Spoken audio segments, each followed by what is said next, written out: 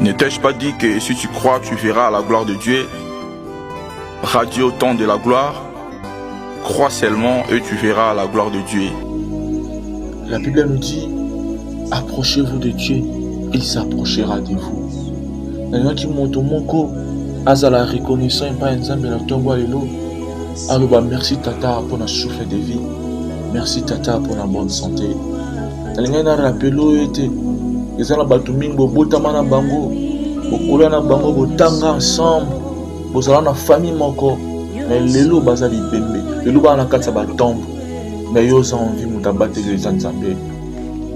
Parfois na bo moto bosala mabe koleka bato ba okufa. Mais nzambe na amour bazala ngo a garder en vie. Bele mezana pamba te. Na ko sambe alange longo ozo sama tonde pa na nzambe. Tata biso to kita yesu ndo mata. Kolo sala biso ngolu. Atotomboli biso ndenge na to sala biso bolam. To ça na lolendo pikati na biso. Car tu fais grâce aux aimes et tu résistes aux orgueils. Tato tikelo isika ya mona mitema. To tikelo isika ya mona ba vina biso. Tata yo nde konza yo nde dominer. Obikisa biso na malade bo ba susu. Otelemisa biso bisika basusu bakoya. Olekisa biso bisika basusu batikala ya kotelema. Tata tozongisi matondi pa na yo. Biso banani jusqu'à présent tous à l'envie. Biso banani jusqu'à présent tous à la bonne santé. Tous à la idane sans resala ba fièvre. Kolo tozongisi matondi pa na yo. Tout le monde a battu bana bozui. Mais santé zo déranger bango. Tozo mona batu papa bazo nyokwama. Car poison pondiala. Mais kasi biso tozo yango gratuitement. Sinon tozo futa mbongo pona lumière. Oh to futa mbongo pona régie des eaux. Biloko olia to somba. Mais paiement est apprécié des biloko nyonso. Odima ko pesa biso yango gratuitement. Merci Seigneur parce que tu es un papa le plus responsable. Monsieur de société que ceux qui ont envie ils ont de muto battre les biso. Et on te sonne chez l'on que mon sanjoli et pas na yo yo nzama makoki nyonso. To kabitango na boko na yo. Tikati toza bo somi na nzela iloba na yo. Pamba te iloba na yo nezala moyo ko changer ba vie na biso. Dans le nom de Jésus-Christ, qui est notre Seigneur et Sauveur, que nous avons ainsi prié. Amen. Amen, peuple de Dieu. Napesi nzambe merci pour na ngolo asali ngai. Ya kozala lisusu devant micro mpona kotia liloba na nzambe tika ete nzambe azwa lokumu. Ndenge topartage témoin na ntongo ya lelo. Thème yango ezali la victoire devant les obstacles. Elonga liboso ya mikakatano. Bien aimé lokola bato na ba domaine nyonso ya vie tozalaka na posa ya victoire. Soki moto aza footballeur donc bazokende match contre une équipe adverse akosouhaite ke balonga. Miso mona soka chrétien osambele pa na nzambe. Miso mona soka ta moto baloge a consulter les esprits impurs pour que balonga match wana. Donc objectif il y a équipe qui de contre équipe mosusu et sa victoire. Dans le domaine de la médecine, un médecin doit traiter malade. Ce qui est compliqué. Ce qui fait passer la chirurgie moroboy.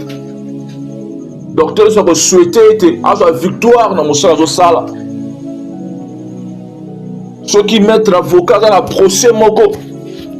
Alors samba pour la mutumo doit plaider cause à mutumo na tribunal.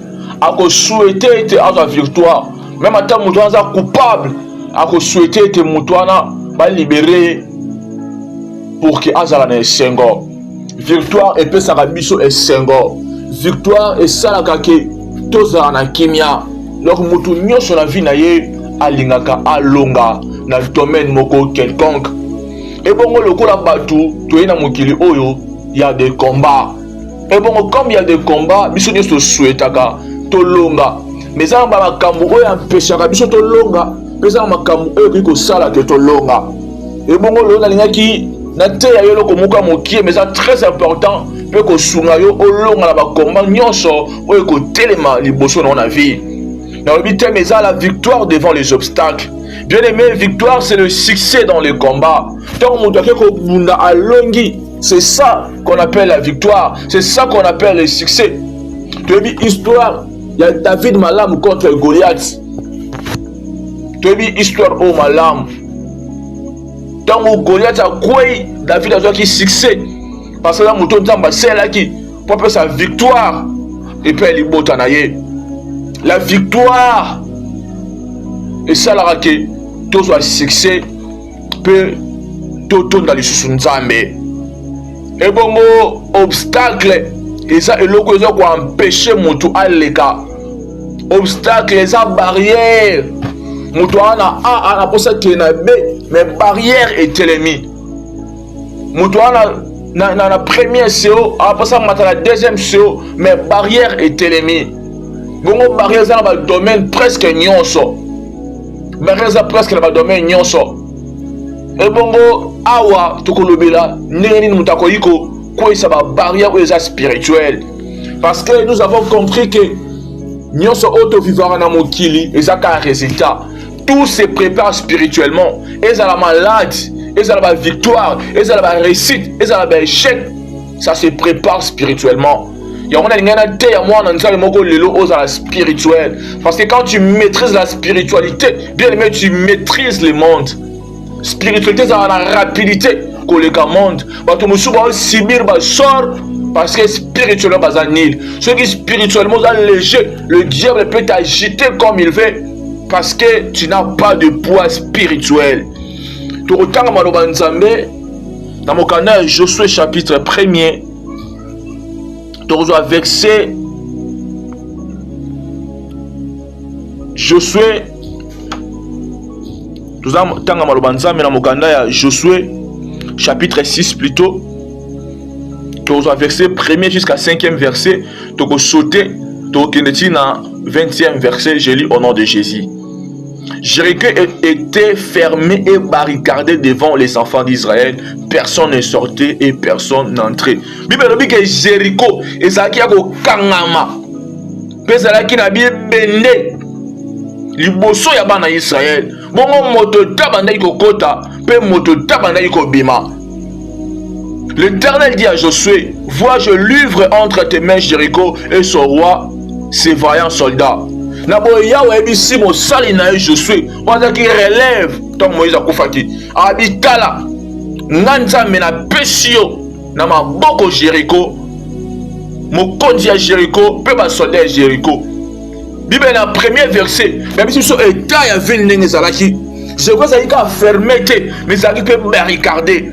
Donc Josué ko zabo zaki na un roi donc zaki na autorité et puis zaki na ba soldat ba vaillant. Mais nous avons Josué, nous avons péché yango. Nous avons péché Josué et l'homme a fermé peu barricadé. Et puis dans la vie, nous avons péché dans ma boque. Et l'homme dans la boque, on s'en est soit lingi. Mais maintenant continuez leur tir. Faites le tour de la ville, vous tous, les hommes de guerre. Faites une fois le tour de la ville. Tu feras ainsi pendant 6 jours. 7 sacrificateurs porteront devant l'arche cette trompette retentissante. Le 7e jour, vous ferez 7 fois le tour de la ville. Et les sacrificateurs sonneront de trompettes. Quand ils sonneront de la corne retentissante, quand vous entendez le son de la trompette, tout le peuple poussera des grands cris. Alors la muraille de la ville s'écroulera et le peuple montera chacun devant soi. Tout est dans verset 20. Le peuple poussa des cris et les sacrificateurs sonnèrent des trompettes. Lorsque le peuple attendit le son de la trompette, il poussa des grands cris. Et la muraille s'écroula. Le peuple monta dans la ville, chacun devant soi. Ils s'emparèrent de la ville. C'est la parole du Seigneur. Bien aimé, n'a pas dit que le était dans Israël. Il a fallu pas côté dans Jéricho. Et bongo obstacle qui se présente qui. Bien aimé, ville est qui fermée et barricadée. Ville est qui a miracle ils ont protégé ville. Donc ville est qui la sécurité. Et qui ville mon côté facile à entrer. Et qui place mon côté facile. Bien aimé, mais Nzambe a Josué la péchio mbokawana. Et bon, je que ce rose à la ferme que ça qui na roi. Le roi ça c'est le gouvernement zalaki. Et bon le gouvernement zalaki c'est qui armée zalaki. malgré armée. Bible ça dit commentaire dit que par vaillant soldat, c'était pas n'importe quel soldat, ils ont dit bah soldat au bazar bah vaillant, mais malgré n'engagné sur bazar qui nous avons pesi Josué ville oh na roi na yango na ba vaillant nango na linga qui n'est pas de comme on a tongo alelo ceux qui nzambe ayebisu eloko esengelo ndima yango lolenge ezali pene miso ba moto ekosaka okotala age pusani omituna na obala ndenge nini otala age pusani omituna na obota ndenge nini otala age pusani obi na osoma mopango mokolo nini otala age pusani obi na osoma mokanga na poto mokolo nini otala age pusani me maladi ya esila te na lingana yebisa ndeko mona tongo lelo esengano eloka liboso po olonga na bitumba nyonso eza liboso na yo. C'est la foi. Quand Dieu te dit quelque chose, peu importe circonstance, peu importe difficulté, peu importe obstacle, et l'eau quoi libosser sengelo ça et sengelo ndima. Nzamba linga bato ndima. Quand nzamba bina Josué na péché au moka oh Josué doit quitter. Josué ndima na maloba nzambe. Bien mais nzamba utano mosika eza atenda yo tika yo. Malade yo bela ezaba misuba kufela ko métis koza en vie eza pamba te na ngale bisa moto mona tongo lelo ke nzambe o longiso ba bitumba ya vie aza le même hier aujourd'hui puis éternellement et bon obstacle o etemi na vie na yo et bon miracle o se présenter na vie na yo nzambe wana o longiso les sous bien mais je sois ndimi ki ana makoki o nzamba pesi ya ko sa miracle wana et bon nzamba pesi d'instruction abi par jour, on a tour, il y a 20 jours encore. Et bon, au 7e jour, on a tour 7 fois. Si on pousser ma cri. Et bon, autant trompette, on met au gang, on va crier ma casse. Beaucoup de monde a haut et salama. Bien aimé, la deuxième chose, si tu veux avoir la victoire devant les obstacles, c'est l'obéissance à la parole de Dieu. L'obéissance doit venir avant les sacrifices. Il vaut mieux l'obéissance que le sacrifice. Bien, mais nzamba linga bato bato sakaye. Ok, dans l'église c'est bien nzamba za lokum. Osumaka bato c'est bien nzamba za lokum. Motambola est-ce que tout ça maloba nzamba. Mais bio intercesseur, mais bio prédicateur, mais bio adorateur. Mais obomaka bato, oyibaka. Obimana mobali ya bato, obimana mwasi ya bato. Ton oloba makambo, obike muto abala mobimana mobali na ye. Obike muto abala obimana mwasi na ye. Bien aimé, quand tu fais ce genre de choses, il y a que malgré ça va sacrifice et que pèse tes libosan d'âme. Au que là en église, au que gêné bien aimé, que me cause la grève de faim. Parce que nous tous en d'âme était. Pas en d'âme, on a pépélé. Parce que nous avons l'obéissance envers Dieu. Dieu attend de nous l'obéissance. Bah tout ming va choix dans combat parce que va tout ça quitter. N'engi nzamba ebisa ki bango. Je suis à toi aussi. Oh nzamba ebisier. Je suis aussi. Yena ba yibota na nzambe so ba otosa. Premier jour ba tourner jour moko. Et bon comment qui 7e jour ba tourner 7 fois bien aimé. Malgré Jéricho ezaki na autorité, malgré Jéricho ezaki barricadé, malgré Jéricho ezaki na ba vaillant soldat, mais le col ndeko ezaki na foi. Le col ndeko o ezaki na obéissance ya yibota nzambe. Puis le col ndeko ba se sacrifier qui parce que tourner vie ce n'est pas une petite chose. Il va dire coûter moins énergie. Et dans les sacrifices, il y a la patience. Dans les sacrifices, il y a la persévérance, bien aimé. Tu souffres, mais continue de patienter. Tu souffres, mais continue de persévérer. Oh, nzamba loba ne kokokisam. Parce que on va tourner, le lolo biso va tourner. Miso va peut-être au lembi de tiri na bisoa. Mais miso le lembi je le copie quoi te. Ce qu'on le lembi je le copie tiri na fermer peut barricader. Mais miso c'est sacrifié pour la makam sous pour la victoire devant l'obstacle nous présenter liboso na yo. Mais l'obstacle là tiri na nka ya makas. Or que ça na makas te. Ce qu'il faut ezaka ko ndima. Ce qu'on ndimi bien aimé to sa maloba nzam. Ce qu'on to si on nzamba lobi na yo. C'est sacrifié kaka. Au monde qui fait ça qui m'a cassé et comment péter. Il me dit 7e jour. Donc va tourner 7 fois. La 7e fois, ma gang bon sur trompette c'est petit. Ma gang sous ma casse miraille quoi qui. Mboka oyo ezalaki sécurisé, ezalaki na miraille. Mboka ezalaki fermé barricade, ezalaki na loi. Mboka ezalaki na autorité, mboka ezalaki na vaillant soldat. Mais bien aimé s'écrouler. Lokola biscuit na mino ya moto. Na sakola pour la vie à moto mona tongo lelo.